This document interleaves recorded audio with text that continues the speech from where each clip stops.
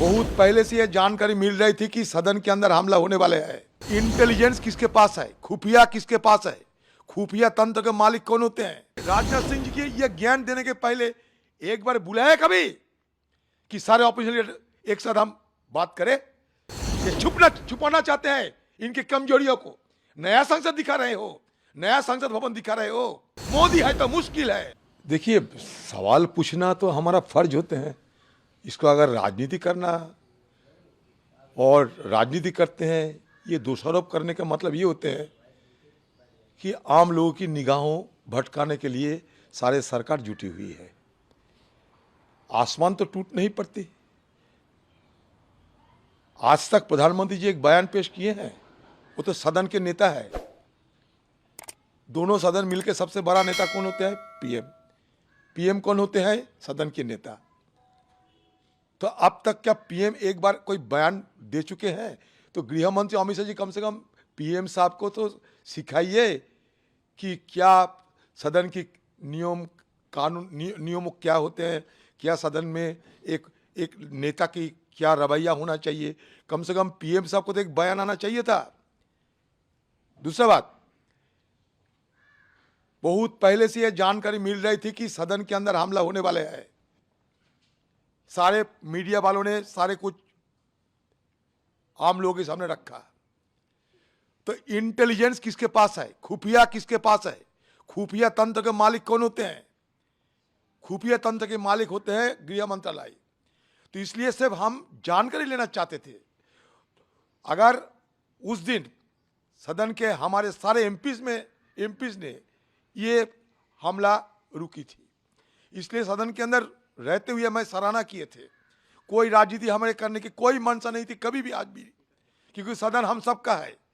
लेकिन जिस लोगों को जिम्मेवारी होते हैं उनको तो हम पूछेंगे कि भाई क्या हुआ। सिर्फ स्पीकर साहब के ऊपर सारे मसला रखकर स्पीकर साहब के सारे जिम्मेवारी सौंपते हुए ये अपना जिम्मेवारी से भागना चाहते हैं। आसमान नहीं टूट पड़ते अगर सदन के अंदर आके हमारे गृह मंत्री एक बयान देते और दो चार सवाल हमारे तरफ से अगर रहते तो उसका जवाब देने से कि आसमान टूट पड़ते। वो तो इतने बड़े मुखिया है सरकार की, खुफिया तंत्र उनके पास है।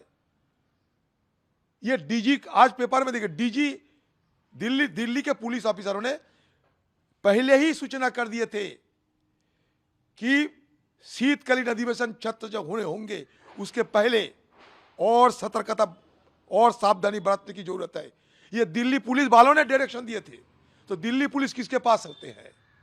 स्पीकर साहब के पास या गृह मंत्रालय के पास। हाँ, सदन में डेपुटेशन में लाए जाते हैं, मानता हूं मैं, लेकिन असलियत जिम्मेवारी किसके पास है? मैं आपके घर में किसी को भेजा, लेकिन जिसको भेजा वो तो मेरा ही एम्प्लॉय है। तो आखिरकार मेरा जिम्मेवारी नहीं होता क्या मैं जिसको भेजा सही ढंग से काम किए या नहीं? तो दोनों का ही है। स्पीकर तो मंत्री नहीं। ये सिर्फ गोलमोल जवाब देते हुए असलियत को छुपाना चाहते हैं। ये सरकार की ये मंशा की हम खिलाफत करते हैं और कुछ नहीं। सदन सबका है ये मान के उस दिन हमारा बयान देखो। सदन के अंदर हम सरकार के पास खड़े रहते थे। उस दिन 2 बजे की हमारा बयान देखो। ऑल पार्टी मीटिंग में हमारा बयान देखो। सरकार के इस समय सारे सदन और सब मिल के काम करना चाहिए। तो राजनाथ सिंह जी की यह ज्ञान देने के पहले एक बार बुलाया कभी कि सारे ऑपोजिशन लीडर एक साथ हम बात करें कि ये जिम्मेवारी नहीं होती सरकार की। सारे स्पीकर के ऊपर क्यों छोड़ा जाते हैं? सारे स्पीकर को क्यों छोड़ा जाते हैं? सारे स्पीकर के ऊपर हम लोग क्या नया संसद बने हैं क्या? सरकार की तरफ से क्या ऑपोजिशन सारे लीडर को बुला के वार्ता नहीं किया जा सकता? ये छुपाना चाहते हैं इनकी कमजोरियों को। नया संसद दिखा रहे हो, नया संसद भवन दिखा रहे हो।